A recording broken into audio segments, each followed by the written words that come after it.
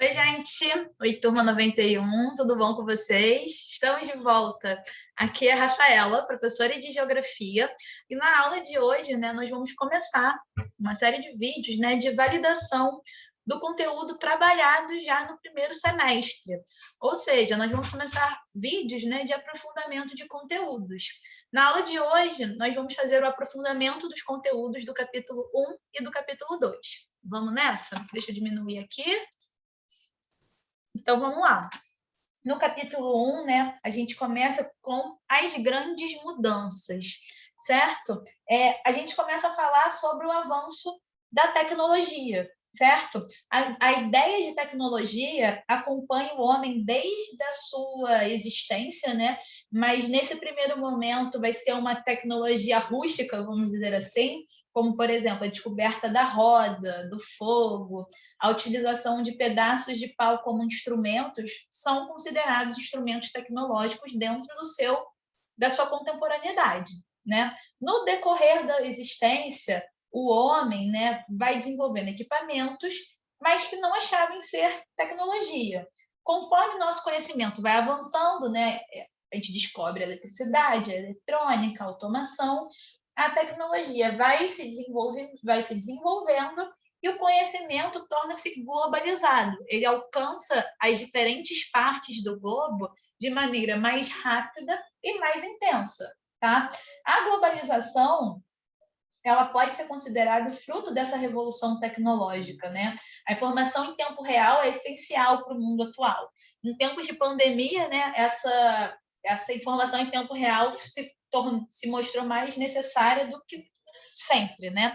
Aí depois nós falamos um pouco mais sobre essa revolução tecnológica. O que é essa revolução tecnológica? Basicamente, é a denominação de invenções, criações realizadas pelo homem. Depois a gente falou sobre os resultados dessa revolução, que implica numa mudança de hábitos e das nossas relações sociais. Falamos sobre as diversas revoluções industriais, Nós pontuamos a primeira revolução industrial ocorrendo lá, na Inglaterra, no Reino Unido, ali em 1780, 1830. O carvão ele surge como fonte de energia, e a máquina a vapor.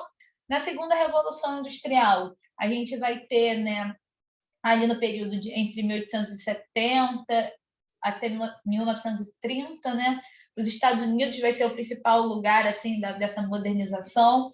A gente vai ter aqui a eletricidade e o petróleo como fontes de energia, te fala já de maneiras de otimizar a produção, falamos de Fordismo, por exemplo. Depois falamos da terceira revolução industrial, caracterizada pela alta tecnologia, certo? E conforme a gente foi tendo avanços tecnológicos em transportes, comunicação, e toda essa revolução tecnológica que a gente está conversando, o comércio internacional ele se intensifica, e muda a sua cara, vamos dizer assim, muda suas regras, e as migrações internacionais também vão pelo mesmo caminho, essa modernização dos meios de transporte vai permitir que as pessoas se desloquem com uma maior facilidade.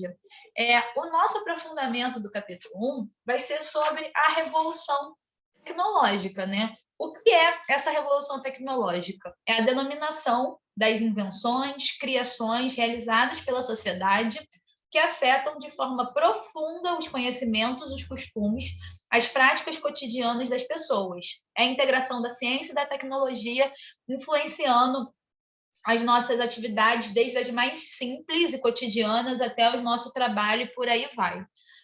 As novas tecnologias elas são desenvolvidas em centros de pesquisa e universidades, certo?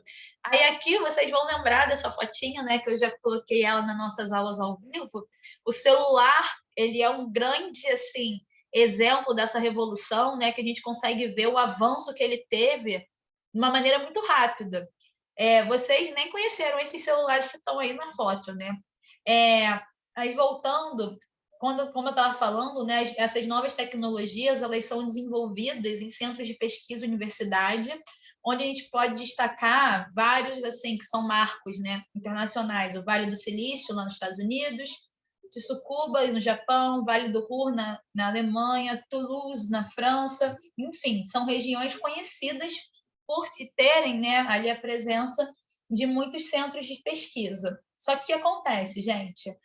Pessoas com maior poder aquisitivo, maiores recursos financeiros, vão possuir mais acesso a essas novas tecnologias, enquanto pessoas que têm menores recursos financeiros vão ficar marginalizados nesse processo, certo?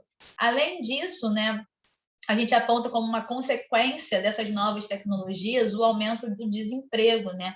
Aqui a gente vai estar falando de um desemprego estrutural, onde a estrutura do trabalho vai ser modificada e as novas tecnologias substituem o trabalho do ser humano por máquinas, tá?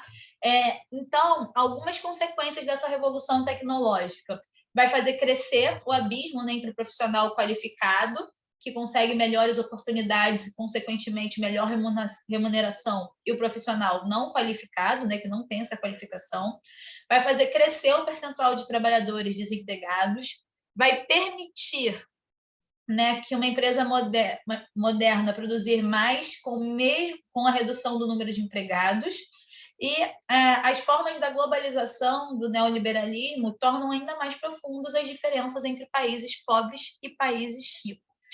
Certo, gente? E falando, né, em novas tecnologias, vamos falar também do consumo, né? Essa ideia de consumo e desenvolvimento, que é o tema do nosso capítulo 2. Consumo e consumismo são coisas opostas, né? Não opostas, né? São coisas diferentes, que muita gente usa como sinônimo e que a gente sabe que não é. A ideia do consumo e do poder, né, de consumir, o poder aquisitivo, vai estar vai estar associada, né, de formas diferentes, por exemplo, dependendo da realidade do país. Quando a gente fala de desenvolvimento, os países desenvolvidos são países mais ricos, com maior poder aquisitivo e industrializados. Muita gente, né, gosta de se referir a eles como primeiro mundo. Já os países desenvolvidos, né, ainda nesse quesito, vão possuir grande quantidade de indústrias, de bens de consumo, lideram as pesquisas e as inovações, né, vão ter um poder aquisitivo e vão consumir muito mais. Já os países subdesenvolvidos são mais pobres, são menos industrializados, têm investimentos muito mais baixos em educação, vão possuir, dessa forma, né, uma mão de obra menos qualificada e que, consequentemente, vai ter uma menor remuneração. Né? Os países são classificados em desenvolvidos e subdesenvolvidos, dependendo, né, das suas características.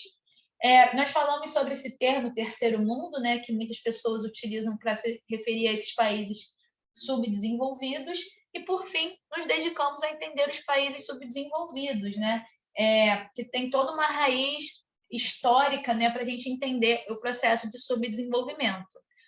O nosso aprofundamento vai ser, do capítulo 2, vai ser exatamente entender a aproximação e os afastamentos entre a ideia do consumo e do consumismo. O consumo, gente, ele vem muitas vezes de forma automática, muitas vezes de forma impulsiva. Essa ideia do impulsivo vai para o consumismo. Por quê? Porque o consumo não significa comprar, tá? Tem a ver com isso? Tem a ver com isso. Mas vai estar incompleto. Por quê? Porque o consumo, gente, vai englobar desde das coisas mais básicas, por exemplo, a gente acorda, liga a luz, a gente já está consumindo energia elétrica, toma um café da manhã, estamos consumindo alimento, escova os dentes, estamos consumindo diversos recursos, né? Águas, eletricidade, pasta de dente, isso tudo é consumir. Um consumo necessário para suas atividades cotidianas. Então, para a gente ter um consumo consciente, antes de fazer qualquer compra ou de consumir qualquer coisa, que vai desde consumo da utilização do nosso dia a dia, mas também consumo de informação, consumo de conhecimento, a gente tem que decidir o que consumir, pensar, né, refletir por que consumir, como consumir e de quem consumir. Após a gente refletir sobre todo esse processo, a gente consegue fazer o consumo de forma consciente. Já o consumismo é a ideia da impulsividade, é consumir produtos e serviços de maneira impulsiva, sem esse tipo de reflexão, né? Isso pode ser prejudicial à sua saúde física, mental e financeira, tá?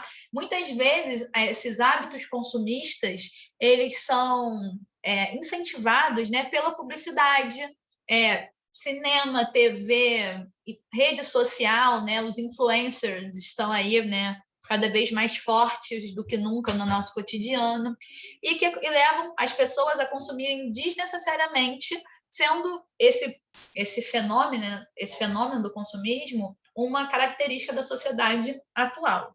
Beleza, gente? Deixa eu abrir aqui.